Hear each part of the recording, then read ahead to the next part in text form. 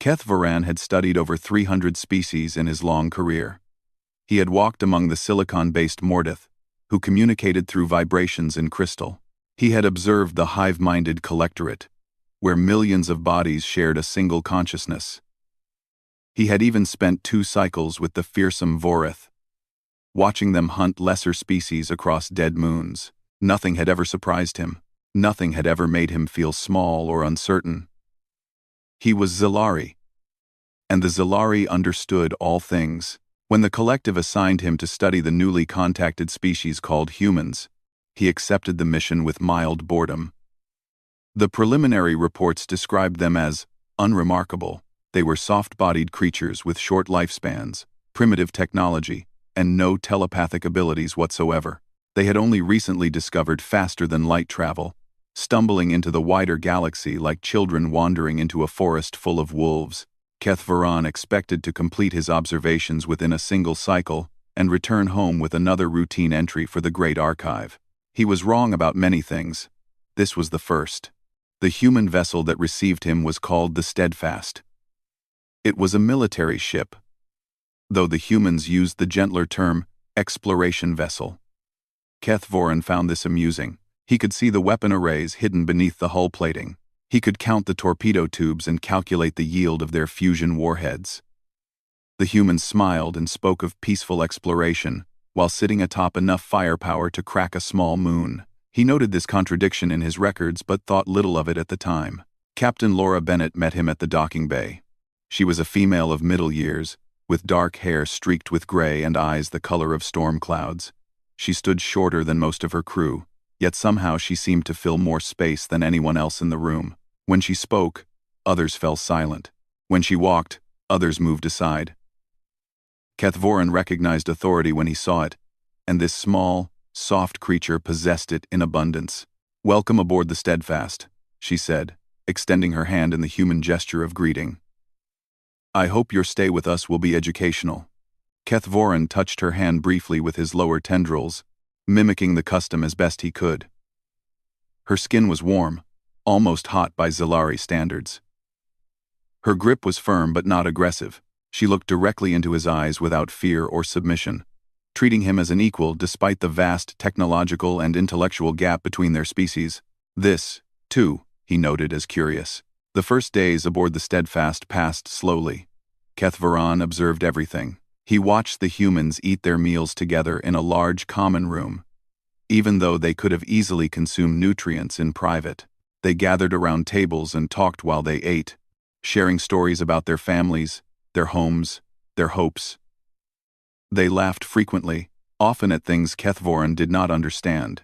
They touched each other constantly, brief contacts of hands and shoulders and backs, as if they needed to remind themselves that others were real. He watched them work. The ship's first officer, a quiet man named Daniel Ortiz, ran the daily operations with calm efficiency. He rarely raised his voice, yet the crew responded to his requests immediately. The chief engineer, Samantha Reyes, spent most of her time in the engine room, coaxing extra power from systems that Keth Varan considered dangerously obsolete.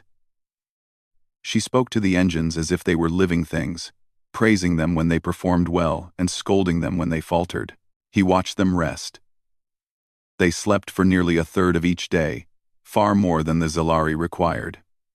During their waking hours, they engaged in strange activities that served no practical purpose. They played games with cards and dice. They watched recorded stories on their view screens and reacted emotionally to events that were not real. They exercised their bodies in a dedicated room, lifting heavy objects and running on machines that went nowhere. Most puzzling of all, they kept animals. The captain herself had a small furry creature called a cat that lived in her quarters. It contributed nothing to the ship's function. It consumed resources without providing any return, yet Bennett treated it with obvious affection, speaking to it softly and allowing it to sleep on her bed. When Keth Varan asked why she kept such a useless creature, she looked at him with genuine confusion. "She's not useless," Bennett said. "She's my friend." Keth Varan did not understand friendship. The Zilari formed practical alliances based on mutual benefit. They did not form attachments to creatures that could offer nothing in return. He recorded this strange behavior and moved on. As the days passed, he began to form his preliminary conclusions. Humans were emotional creatures, driven by feelings rather than logic. They formed irrational bonds with each other, and with lesser beings. They wasted enormous amounts of time on activities that produced nothing of value. Their military capabilities were modest at best. Their technology was crude but functional. Their social structures were chaotic and inefficient. In short, they were exactly what the preliminary reports had described. Unremarkable. Keth Varan composed his initial observations and prepared to send them to the collective. He wrote with confidence, secure in his assessment. Humans present no threat and offer little of interest. They are a young species still finding their place in the galaxy. Their emotional nature makes them unpredictable in small matters but ultimately harmless in large ones. I anticipate no complications in completing my study. He had just finished transmitting his report when the alarm sounded. Keth Varan looked up from his console as red lights began flashing throughout the ship. He heard running footsteps in the corridor outside his quarters. Voices called out in urgent tones, though he could not understand the technical terminology they used. Something had happened. Something that had transformed the calm and orderly vessel into a hive of frantic activity. He made his way to the bridge, where he found Captain Bennett standing at the center of the chaos. Her face was pale, and her jaw was set in a hard line. On the main view screen, a message played on repeat. It was a distress call from a human colony on a distant planet. The words were simple and desperate. "This is Kepler Colony 7. We are under attack. The Vorath have found us. Please, if anyone can hear this, we need help. There are children here, please." The message dissolved into static, then began again. Keth Varan felt his blood run cold. The Vorath. He knew them well. They were hunters. Predators who stalked sapient species for sport. Even the Zalari collective avoided their territory. Engaging them meant death. He waited for Bennett to order a retreat. It was the only logical choice. She did not. "Set course for Kepler 442b, she said quietly. "Maximum speed." Keth Varan stared at her in disbelief. She was taking her ship and her crew into certain death for strangers. For people she had never met. For children who were not her own. He did not understand. He would learn. The journey to Kepler 442b took 14 hours at maximum speed. Keth Varan spent most of that time watching the humans prepare for what lay ahead. He expected fear. He expected doubt. He expected at least some of them to question the captain's decision to fly into almost certain death. Instead, he witnessed something that confused him deeply. They worked. Every human on the ship had a task, and every human performed that task with focus and determination. Samantha Reyes pushed the engines beyond their rated capacity, finding extra power in systems that should have had none to give. Daniel Ortiz organized the crew into teams, assigning roles and responsibilities with quiet authority. Young officers checked weapons and loaded ammunition. Medical staff prepared the sickbay for casualties. Even the cook emerged from the galley to help move supplies. Nobody complained. Nobody questioned. Nobody stopped to ask whether this mission was worth their lives. Keth Varan approached Daniel Ortiz as the first officer reviewed tactical data on his console. The man looked tired. Dark circles had formed under his eyes, and his movements had grown slower over the past hours. But his voice remained steady, and his hands did not shake. "May I ask you something?" Keth Varan said. Ortiz looked up from his work. "Of course. Why are you doing this?" "The logical course of action is to retreat and report the Vorath presence to your government. Engaging them with a single ship is tactically foolish. You will likely die, and your deaths will accomplish nothing." Ortiz was quiet for a moment. He seemed to be thinking about how to answer. Finally, he turned to face Keth Varan directly. "There are people down there who need help," he said. "Children, families. They're scared and alone. And the Vorath are going to kill them slowly just for fun. We're the only ship close enough to reach them in time." He paused. "What else should we do? Run away and let them die?" "Yes," Keth Varan said. That is exactly what you should do. Your lives have value. Your ship has value. Sacrificing both for strangers is illogical. Ortiz smiled, but there was no humor in it. Maybe that's the difference between your people and mine. We don't calculate the value of lives on a spreadsheet. Those colonists are human beings. They matter. And as long as we have breath in our bodies, we're going to fight for them. He turned back to his console, ending the conversation. Kethvoren walked away with more questions than answers. He found a young officer named Peter Gallagher in the cargo bay, loading weapons onto a transport shuttle. Gallagher was barely more than a boy by human standards, with a round face and bright eyes that seemed too innocent for a soldier. He worked quickly, stacking rifles and ammunition crates with practiced efficiency. "You are part of the landing party?" Kethvoren asked. Gallagher nodded without stopping his work. "Yes, sir. Ensign Gallagher, at your service. Are you not afraid?" The young man paused. For a moment, something flickered in his eyes. Something vulnerable and honest. Then he smiled, and the fear disappeared behind a mask of cheerful confidence. "Terrified," he admitted. "But that doesn't change what needs to be done. My grandmother used to say that courage isn't the absence of fear. It's being afraid and doing the right thing anyway." He resumed loading the weapons. "Besides, someone has to go down there and show those ugly bastards what happens when they mess with humans." Kethvoren noted the contradiction. The boy was afraid. He admitted his fear openly, yet he continued preparing for a mission that would likely kill him. He made jokes about the enemy that had slaughtered thousands across the galaxy. He spoke of doing the right thing as if the concept were simple and obvious. The Xilari did not think this way. For his people, fear was a signal to avoid danger. It was a rational response to threat, meant to preserve life. The idea of feeling fear and acting against it was foreign to everything Kethvoren understood about survival. He made his way to the bridge, where Captain Bennett stood reviewing sensor data.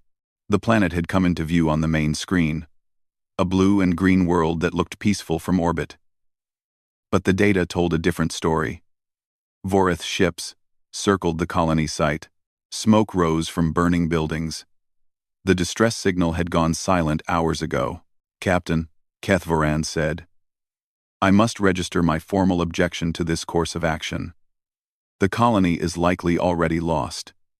Proceeding will result in the deaths of your crew for no purpose." Bennett did not look away from the screen. Noted, "You do not intend to change course." "No. May I ask why?" Now she turned to face him. Her gray eyes were hard as stone, but beneath the hardness, he saw something else. Pain. Grief. A weight that pressed down on her shoulders like a physical burden. "Because if there's even one person still alive down there, we're going to get them out," she said. "Because we're human. And that's what humans do. We don't leave our people behind. Not ever. They are not your people. They are strangers." Bennett shook her head slowly. "No, they're not strangers. They're human. That makes them family." The concept was absurd. Kethvoren's species had no such universal loyalty. Xilari cared for their immediate genetic relations and their professional colleagues. The idea that a creature could feel kinship with billions of strangers simply because they shared a common species was illogical to the point of insanity. Yet here was this woman, this captain, preparing to die for exactly that reason. The ship dropped out of faster-than-light travel and immediately came under fire. Vorith weapons struck the shields, filling the bridge with the sound of alarms and the flash of warning lights. Bennett gripped the arms of her command chair and began issuing orders in a calm, steady voice. "Evasive pattern Delta, return fire on the nearest vessel. Launch the landing party as soon as we have a window." The Steadfast shuddered as another blast hit the shields. Kethvoren felt the deck vibrate beneath his feet. On the view screen, he could see the Vorith ships moving to intercept them. They were faster and more heavily armed than the human vessel. Victory was impossible. The humans fought anyway. Daniel Ortiz called out damage reports. Samantha Reyes worked frantically to keep the shields from collapsing. Peter Gallagher and 7 other crew members boarded the landing shuttle and launched toward the planet's surface. They flew directly into enemy fire, trusting their pilot to weave through the chaos. Kethvoran watched it all from a corner of the bridge, forgotten in the heat of battle. He had come to study humans. He had expected to find a primitive species barely worth documenting. Instead, he found something that made his blood run cold. These creatures were not running. They were not surrendering. They were not even hoping for victory. They knew they were going to die. And they attacked anyway. They laughed and cursed and bled. All for strangers they had never met. For the first time in his long life, Kethvoran did not understand what he was seeing. And for the first time in his long life, that frightened him. The landing shuttle hit the ground hard. Kethvoran felt his body slam against the restraints as the craft skidded across the colony's damaged landing pad, throwing up sparks and debris. Around him, the human soldiers were already moving, releasing their harnesses and grabbing their weapons before the craft had even stopped sliding. He had not planned to join the landing party. Captain Bennett had assigned him to remain on the ship as an observer, but when the shuttle launched, he found himself aboard it, driven by a curiosity he could not explain. He wanted to see what would happen. He needed to understand. Peter Gallagher was the first out of the shuttle. The young ensign moved with speed that surprised Kethvoran, his rifle already raised as he scanned the smoke-filled air for threats. Behind him came the others, a medic named Christina Vance, a security officer named Marcus Cole, and 5 more crew members whose names Kethvoran had not learned. The colony was burning. Fires raged through the prefabricated buildings, sending columns of black smoke into the gray sky. Bodies lay in the streets, human colonists who had tried to run and failed. The Vorith had not been quick or merciful. Kethvoran saw the marks of their claws, the evidence of their cruelty. They had taken their time. "This way," Marcus Cole said, pointing toward a large structure at the colony's center. "The emergency bunker is underground. If anyone's still alive, that's where they'll be." The team moved through the burning streets in tight formation. Kethvoran followed at the rear, his observer's instincts keeping him alert for any sign of the enemy. The Vorith were somewhere close. He could smell their musk on the wind, the distinctive scent of predators who had recently fed. They found the bunker entrance beneath a collapsed communications tower. The heavy door had been sealed from inside, and scorch marks on the metal showed where the Vorith had tried to burn their way through. They had failed. The human colonists had built their shelter well. Christina Vance approached the door and knocked in a specific pattern. 3 short, 2 long, 3 short. A code, Kethvoran realized. A way to identify friends. For a long moment, nothing happened. Then the door creaked open, revealing a haggard face behind the barrel of a shotgun. "Thank God," the man whispered. "Thank God you came." Inside the bunker, Kethvoran counted 14 survivors. 8 adults and 6 children, huddled together in the dim emergency lighting. They looked exhausted and terrified. Some of them had been crying. A woman with dark hair and hollow eyes clutched 2 small children to her chest, refusing to let them go even for a moment. The bunker was large enough to hold perhaps 50 people. The empty spaces told a silent story of those who had not made it. A man stepped forward to meet them. He was tall and broad-shouldered, with the calloused hands of a worker and the weary eyes of someone who had seen too much death. He introduced himself as Henry Shaw, the colony's chief mining engineer. "We heard the fighting above," he said. "We thought they'd finally broken through. Then we heard your signal." His voice cracked.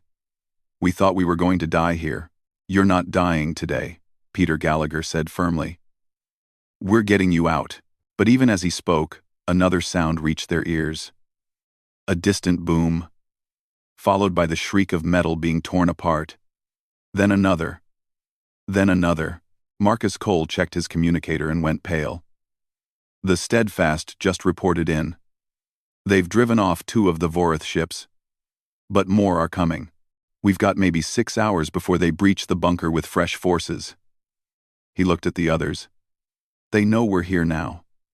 They're going to come for us." 6 hours.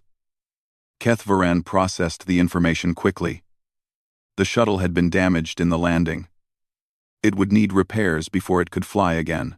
The Steadfast was engaged in combat above and could not provide immediate extraction. They were trapped underground with enemies closing in. The humans absorbed this news in silence. Some of them closed their eyes. Others bowed their heads.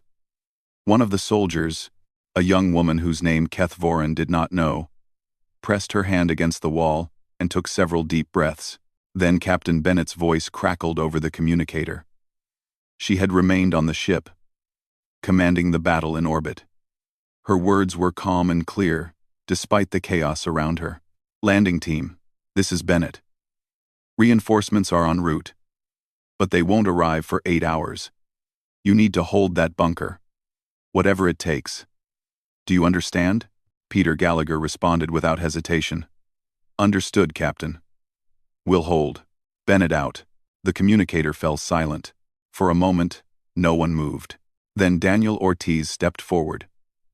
Kethvoran had not realized the first officer had joined the landing party until that moment. He must have boarded at the last second, unwilling to send others into danger without sharing the risk himself. "All right," Ortiz said. "Let's get to work." What followed was unlike anything Kethvoran had ever witnessed. The humans did not panic. They did not despair. They simply began preparing for what was coming. Christina Vance set up a medical station in one corner of the bunker, laying out bandages and medicines with quick, efficient movements. Henry Shaw and a colonist named Maria Delgado started building barricades from storage crates and metal panels. Marcus Cole organized the soldiers into defensive positions around the bunker's entrance, and Peter Gallagher sat down with the children. Kethvoran watched in confusion as the young ensign gathered the 6 children around him and began telling them a story. It was a ridiculous tale about a cartoon mouse who went on adventures in space. The children listened with wide eyes, their fear temporarily forgotten. One of them, a small girl with red hair, even laughed at the funny parts. "Why is he doing that, Kethvoran?" asked Maria Delgado, who was working nearby. The woman looked at him with tired eyes. "Because they're scared," she said. "And scared children need to believe that everything is going to be okay, even if it's not. That is a lie." "Yes. It's the kindest lie there is." Kethvoran did not understand kindness. He did not understand lies that served no practical purpose. He did not understand any of this. Daniel Ortiz approached him later, as the preparations continued around them. The first officer looked older than he had just hours ago. The weight of command had settled on his shoulders like a physical burden. "I need to ask you something," Ortiz said quietly. "When they breach, we're going to buy time for the civilians to escape through the ventilation system. Maria knows a path to a secondary shuttle bay.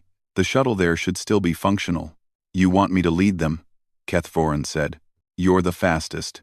You don't need to fight. You just need to get them out." Ortiz paused. "Will you do it?" Kethvoran considered the request. It was not logical for him to risk himself for strangers. It went against everything his species believed about survival and self-preservation. But he had come here to understand humans. He had watched them prepare to die for people they had never met. He had seen their fear and their courage and their stubborn refusal to surrender. "Yes," he said, "I will do it." Ortiz nodded. Something like gratitude flickered in his eyes. Then he turned away to continue the preparations. Kethvoran stood alone in the corner of the bunker, watching the humans work. They knew they were going to die. Most of them, anyway. They had accepted it with a grace he could not comprehend. And yet they kept working, they kept hoping, they kept fighting. He was beginning to understand why the Vorith had never conquered humanity. It was not because humans were strong. It was not because their technology was advanced. It was because they simply refused to stop. The Vorith came with fire and fury. Kethvoran heard them before he saw them. The sound of claws scraping against metal. The deep, rumbling growls of predators who knew their prey was trapped. The hiss of plasma cutters beginning to slice through the bunker door. "Positions," Daniel Ortiz said quietly. The humans moved without hesitation. Marcus Cole and 3 other soldiers took cover behind the barricades, their weapons aimed at the entrance. Peter Gallagher stood beside them, his youthful face now hard and focused. Christina Vance crouched near the medical station, ready to treat the wounded. Henry Shaw gripped a mining drill that he had converted into a makeshift weapon. Maria Delgado gathered the children near the ventilation shaft. She looked at Kethvorin and nodded. They were ready. The door began to glow red as the plasma cutters did their work. The metal groaned and twisted. Smoke filled the air, thick and acrid. One of the children started crying, and Maria quickly shushed her with soft words and gentle hands. "Remember the plan," Ortiz said. "We hold them as long as we can. When I give the signal, Kethvorin takes the civilians through the vents. Nobody stops until they reach the shuttle." "What about you?" Christina Vance asked. Ortiz did not answer. He did not need to. The door exploded inward. The Vorith poured through the breach like a flood of teeth and claws. They were massive creatures, nearly twice the height of a human, with scaled skin and eyes that burned with predatory intelligence.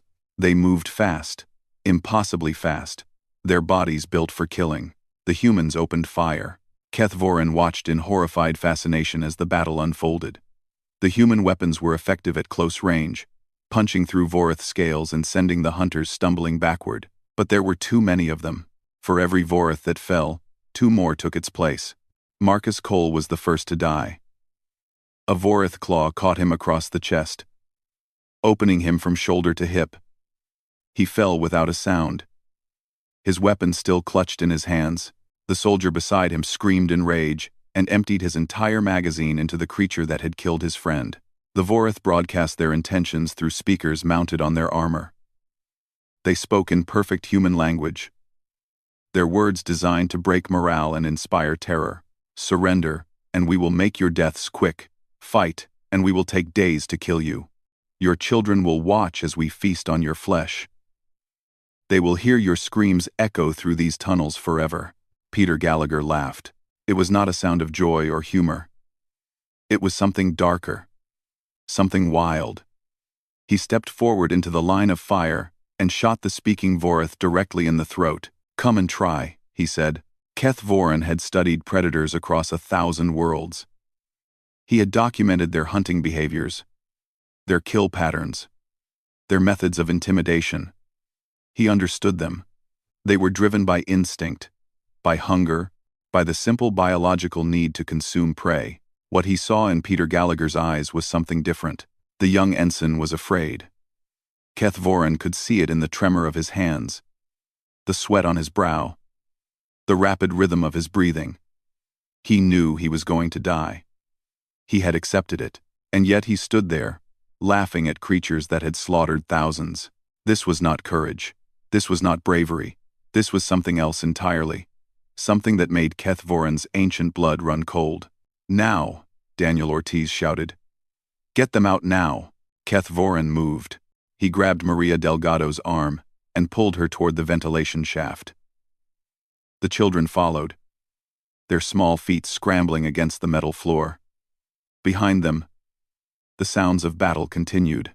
Gunfire, screams, the wet sound of flesh being torn. They crawled through the narrow tunnels in single file.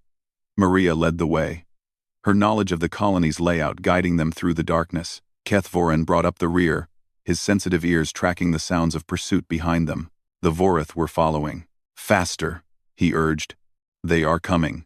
They reached a junction where the tunnel split in 3 directions. Maria paused, orienting herself, then pointed left. "This way. The shuttle bay is 200 meters ahead. Kamenast. They once deplies. Kamenast bay is reason for courting and dollars. Kamenast bay is reason for me." A roar echoed through the tunnels behind them. "Closer now, much closer." Henry Shaw stopped. "Keep going," he said. "I'll hold them here." Maria grabbed his arm. "No. You have to come with us. Your daughter needs you." The big man looked at his daughter, a small girl of perhaps 8 years, who stared back at him with eyes full of tears. He knelt down and pulled her into a fierce embrace. "I love you, sweetheart," he whispered. "More than anything in the universe. You be brave for me. Okay? You be brave, and you live, And you remember that your daddy loved you. Daddy, no, the girl sobbed. Please. Henry Shaw stood and turned to face the tunnel behind them. In his hands, he held a welding torch, its flame casting flickering shadows on the walls. Go, he said. Now. Maria pulled the crying girl forward. The other children followed, too frightened to resist. Kethvaran lingered for just a moment, watching as Henry Shaw positioned himself in the narrow passage. You cannot defeat them, Kethvaran said. You are one man. With a tool meant for joining metal, Henry Shaw smiled. It was a tired smile, full of pain and acceptance. Maybe not. But I can slow them down. I can give my daughter a few more minutes to live. He looked at Kethvaran with eyes that held no fear. That's worth dying for. Kethvaran did not understand. He could not understand. But he nodded and turned away, leaving the human to his fate. They heard the fight behind them as they ran. Henry Shaw's voice, roaring defiance. The shriek of Voreth in pain and rage. The hiss of the welding torch. Then silence. The shuttle bay was empty when they arrived. Maria ran to the small emergency shuttle and began the startup sequence. Kethvaran helped the children aboard, counting them quickly. 5. There had been 6. Where is the small one? He asked. The girl with red hair? Maria's face went pale. She must have run back. She must have gone to her father. Kethvaran did not think. He simply moved. He found her at the junction, kneeling beside what remained of Henry Shaw. The man had fallen, surrounded by the bodies of 3 Voreth hunters he had taken with him. His daughter held his hand and wept. We must go, Kethvaran said, his voice softer than he had ever heard it. Your father gave his life so you could escape. Do not waste his gift. The girl looked up at him with eyes full of grief. Then she nodded. Kethvaran carried her back to the shuttle. They launched moments later, rising through the smoke and fire toward the stars above. As the planet fell away beneath them, Kethvaran held the orphaned child and tried to process what he had witnessed. Humans who fought without hope. Humans who died with laughter on their lips. A father who gave everything for a few more minutes of life for his daughter. He had studied predators across 1,000 worlds. He had never found anything truly frightening, until now. The shuttle docked with the Steadfast 2 hours after leaving the planet's surface. Kethvaran emerged, carrying the red-haired girl, who had finally cried herself to sleep in his arms. Maria Delgado followed with the other children, her face empty of expression, her movements mechanical. The ship was damaged. Scorch marks blackened the hull where Voreth weapons had struck. Emergency lights flickered in the corridors, and the smell of burnt circuitry hung heavy in the recycled air. But the Steadfast was still flying, still fighting. Captain Laura Bennett met them in the docking bay. She looked worse than the ship. Her uniform was torn and stained with blood. A bandage covered a wound on her forehead.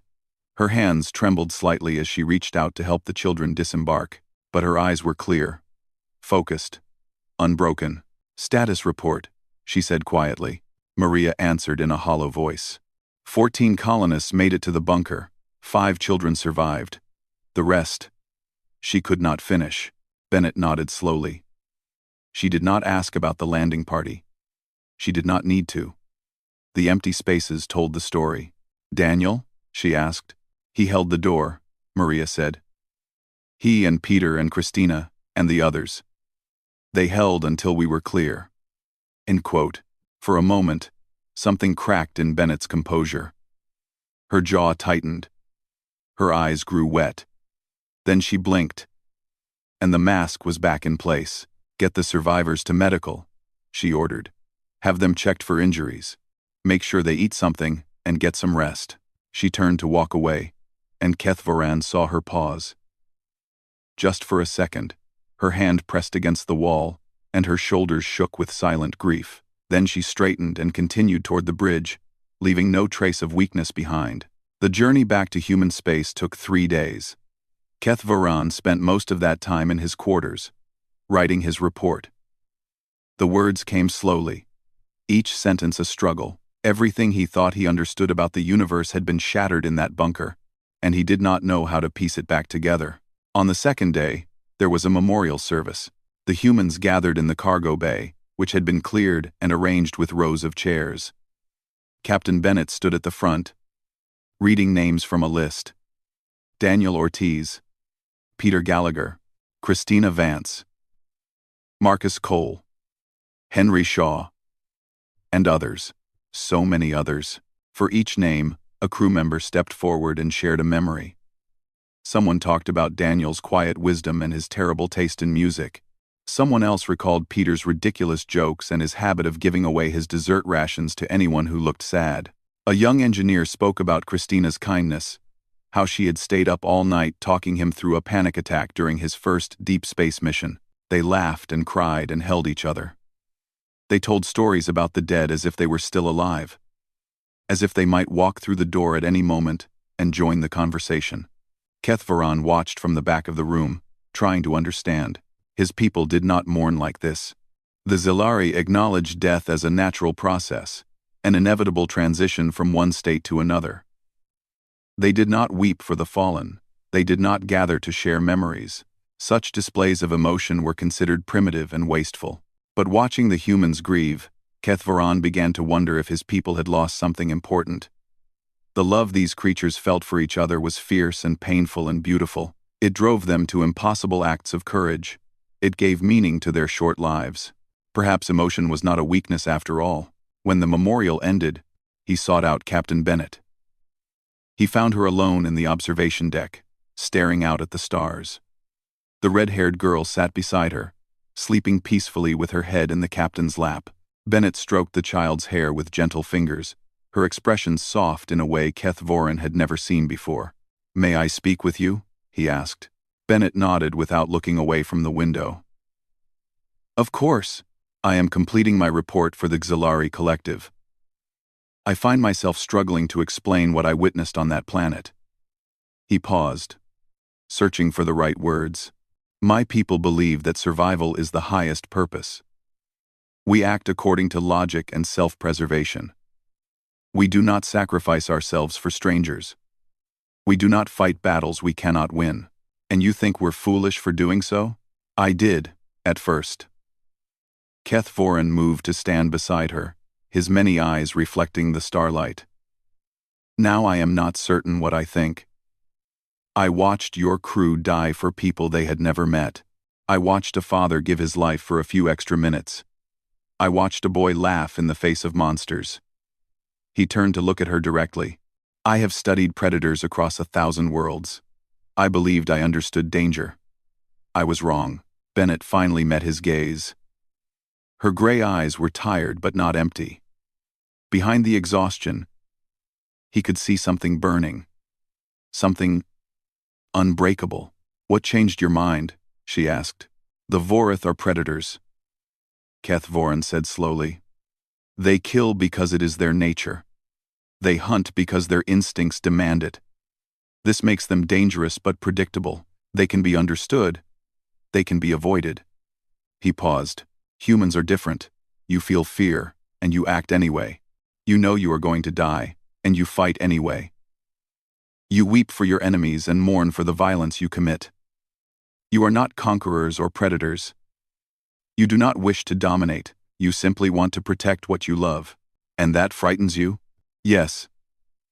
The word came out as barely a whisper. "Because you do not know what you are capable of.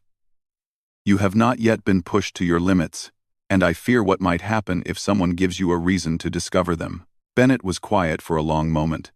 The child in her lap stirred slightly, mumbling something in her sleep, then settled again. "We're not monsters," Bennett said finally. "We don't want to hurt anyone. We just want to live in peace and protect our families." "I know," Keth Varan replied. "That is precisely what makes you terrifying. A species that would rather die than abandon its children. A species that laughs at death and weeps for its enemies. A species that fights not for conquest or glory but simply because someone needs help." He turned back to the window, looking out at the endless field of stars. "When I return to my people, they will ask me what I learned about humanity. They will want to know if you are a threat. If you should be contained or controlled or destroyed, before you become too powerful.